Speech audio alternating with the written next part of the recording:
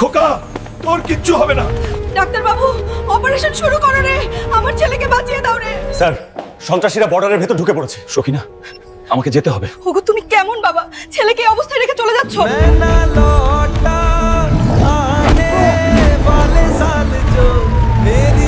বলকু, সন্ত্রাসবাদীরা আমাদের চেকপোস্ট ভেঙে ঢুকে পড়েছে। তোমাকে সন্ত্রাসবাদীদের কাছ থেকে ওটা ছিনিয়ে নিয়ে আসতে হবে। স্যার, আমি মরে গেলেও আমার দেশ বাঁচাবো।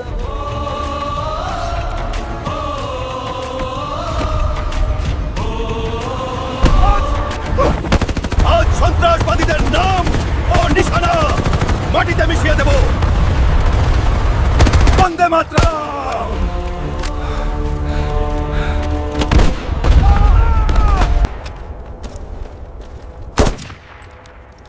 স্যার, আমি মরে গেলেও আমার দেশ বাঁচাবো।